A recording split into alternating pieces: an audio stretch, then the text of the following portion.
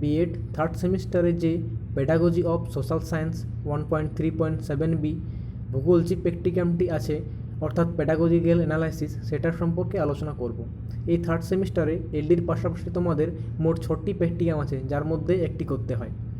তাহলে এই প্র্যাকটিকামটি আমরা দেখে নিই। প্রথমে রয়েছে কন্টেন্ট, যেখানে সাবজেক্টটাকে পুরো প্র্যাকটিকামটি ভাগ করা হয়েছে। এখানে দেখো 7টি ভাগে ভাগ করা হয়েছে। এরপর প্রথমে যে ভাগটি আছে সেটা দেখো নেক্সট পেজে আছে। এখানে আছে breaking of unit into sub unit with number of periods.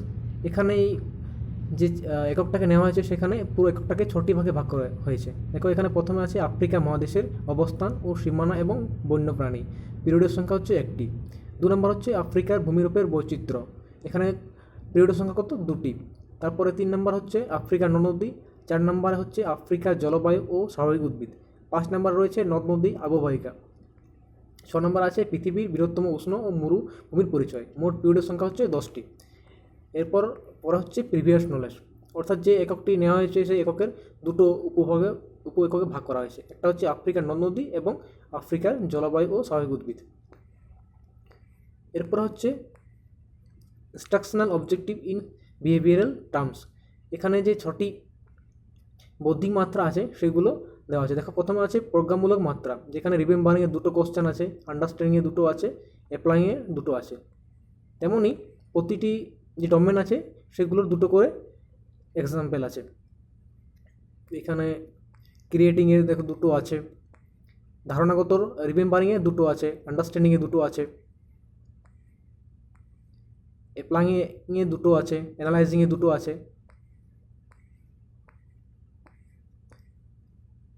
প্রতিটি ডোমেনে 2টো করে প্রশ্ন আছে। এরপর হচ্ছে পদ্ধতিগত, এখানে দেখো রিমেম্বারিংয়ে 2টো প্রশ্ন আছে, আন্ডারস্ট্যান্ডিংয়ের মধ্যেও 2টো আছে।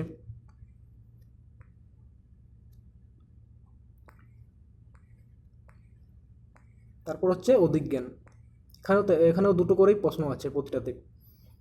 প্রথমে রিমেম্বারিংয়ে 2টো প্রশ্ন আছে, আন্ডারস্ট্যান্ডিংয়ে 2টো আছে, অ্যাপ্লাইংয়ে 2টো আছে।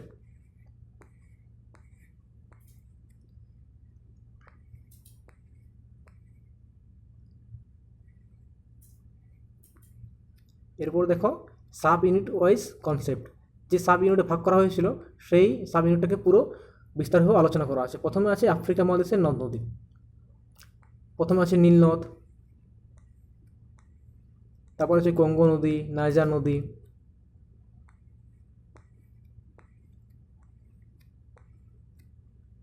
এরপর হচ্ছে আফ্রিকার জলবায়ু, এখানে আফ্রিকার জলবায়ু সম্পর্কে বিস্তারিত লেখা আছে। তারপর হচ্ছে জলবায়ুর সঙ্গে স্বাভাবিক উদ্ভিদের সম্পর্ক, প্রথম আছে নিরক্ষীয় চিরসবুজ গাছের অরণ্য, 2 নম্বর হচ্ছে সাভানা তৃণভূমি, 3 নম্বর রয়েছে ভূমধ্যসাগরীয় উদ্ভিদ, তারপর রয়েছে উষ্ণ মরু উদ্ভিদ,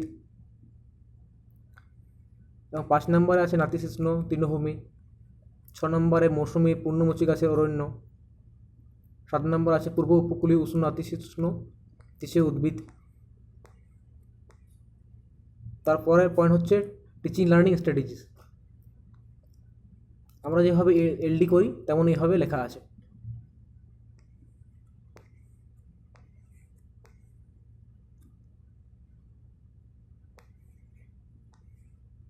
দুই নম্বর হচ্ছে আফ্রিকা মহাদেশের জলবায়ু ও স্বাভাবিক উদ্ভিদের বৈচিত্র্যের কারণ।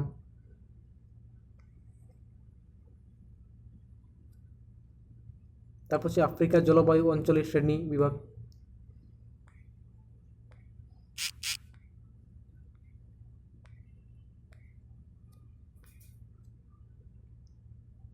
এটা হচ্ছে আফ্রিকার জলবায়ু অঞ্চলের একটা মানচিত্র ছবি। নিচে রয়েছে অ্যাক্টিভিটি বোর্ড, তারপর আছে স্বাভাবিক উদ্ভিদের মানচিত্র আফ্রিকা মহাদেশের। এরপর পরের পয়েন্ট হচ্ছে ইউজ অফ টিচিং এড, যে যে উপকরণগুলি এখানে ব্যবহার করা হচ্ছে সেগুলো সম্পর্কে এখানে লেখা আছে। এবং সর্বশেষ যে পয়েন্টটা আছে সেটা হচ্ছে ব্লু প্রিন্ট ফর, যে রেফারেন্সটা আছে লাস্টে যে ব্লু প্রিন্টটা দেওয়া হয় সেটা। এখানে দেখো যে একক থেকে প্রশ্ন তৈরি করা হয়েছে সেই একক সম্পর্কে প্রতিটা প্রশ্নের মান এবং নম্বর দেওয়া আছে। সারণী 1, 2 সেগুলো লেখা আছে। এছাড়াও 3 নম্বর সারণী আর 4 নম্বর সারণীর মধ্যে যে প্রশ্ন সংখ্যা এবং যে প্রজ্ঞামূলক ক্ষেত্র কতগুলো প্রশ্ন আছে সেগুলো লেখা আছে। এটা হচ্ছে ব্লু প্রিন্টের যে পেজটা, প্রশ্ন সংখ্যা সেটা এখানে দেওয়া আছে, এবং সর্বশেষ আছে অভিজ্ঞাপত্র, যে কোশ্চেনগুলো তৈরি করার পর ব্লু প্রিন্ট তৈরি হয়েছে সেটা। এখানেও দেখো ক্লাস 7-এর মোট কত নম্বর, 25 নম্বরে প্রশ্ন তৈরি করা আছে। সঠিক উত্তর নির্বাচন করুন, এখানে আছে 5টি, অতি সংক্ষিপ্ত প্রশ্নগুলির মধ্যে আছে 5টি, এবং সংক্ষিপ্ত উত্তরভিত্তিক প্রশ্নের মধ্যে আছে 5টি প্রশ্ন 2 নম্বর করে 10 নম্বরে, এবং রচনার মধ্যে ধর্মী প্রশ্নের মধ্যে কত আছে 5 নম্বরের একটি। এ হলো তোমাদের থার্ড সেমিস্টার প্যাডাগজি ভূগোল বিষয়ের পুরো প্র্যাকটিক্যাল। যারা এই চ্যানেলে নতুন আছো তারা চ্যানেলটিকে সাবস্ক্রাইব করো পরবর্তী বিএড সম্পর্কিত যাবতীয় তথ্য জানার জন্য।